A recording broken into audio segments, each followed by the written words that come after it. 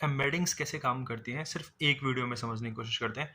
ठीक है, तो ट्रेडिशनली हम क्या करते थे, हम कीवर्ड सर्चिंग करते थे। तो कीवर्ड सर्चिंग में क्या होता है, कीवर्ड सर्चिंग में हम एक वर्ड उठाते हैं और पूरी बुक में उस वर्ड को ढूंढेंगे, या जहां जहां वो वर्ड यूज हो रहा है वो लाइंस हम, सेंटेंसेस या पैराग्राफ्स हम यूज करेंगे अपने नॉलेज के लिए। ठीक है, इसे कहते हैं कीवर्ड सर्चिंग, जो एलएलएम्स पहले करते थे। इसकी वजह से वो बहुत ही स्लो वर्क करते थे।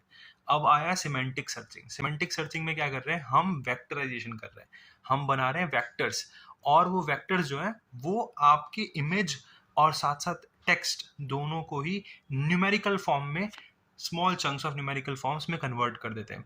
इससे क्या हो रहा है, इससे फटाफट सर्चिंग हो रही है। कैसे सर्चिंग हो रही है, हम सिंपली क्या कर रहे हैं, हम यूज कर रहे हैं कोसाइन सिमिलैरिटी। कोसाइन सिमिलैरिटी क्या होता है, कोसाइन सिमिलैरिटी बेसिकली सिंपल एक डॉट प्रोडक्ट है, जिसमें एक ए वेक्टर है जो कि एक चंक ऑफ एम्बेडिंग है, एक नंबर ऑफ एम्बेडिंग, दूसरे नंबर ऑफ एम्बेडिंग के साथ उसका डॉट प्रोडक्ट करते हैं, और डॉट प्रोडक्ट का फॉर्मूला लिखा हुआ है। सिंपली हम डॉट प्रोडक्ट कर रहे हैं और डॉट प्रोडक्ट से हमें कुछ आउटपुट मिलता है। वो आउटपुट क्या है, वो आउटपुट है नंबर।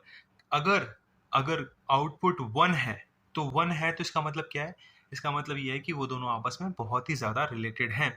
अगर 0 है मतलब कि वो ऑर्थोगोनल है, इसका मतलब वो दोनों आपस में रिलेटेड ही नहीं है। और अगर वो बिल्कुल ही नेगेटिव आ रहा है तो इसका मतलब कि वो बिल्कुल अपोजिट वर्ड्स हैं, दोनों का कोई रिलेशन है ही नहीं, वो अपोजिट वर्ड्स हैं।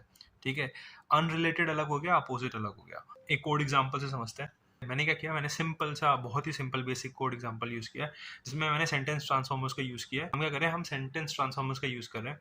मैंने एक सिंपल सा मॉडल ले लिया और एक सिंपल सा क्वेरी दे दिया, how to train a large language model. इस क्वेरी के साथ मैंने मल्टीपल सेंटेंसेस दे दिए, जिसमें से हमें पता करना है कि कौन से सेंटेंसेस ज़्यादा बेटर है। ठीक है, इसी तरीके से हमारे पास पूरा चंक ऑफ लाइब्रेरी रहता है जिससे हमें सर्च करना होता है। यहाँ मैं छोटा सा एग्जाम्पल दे रहा हूँ।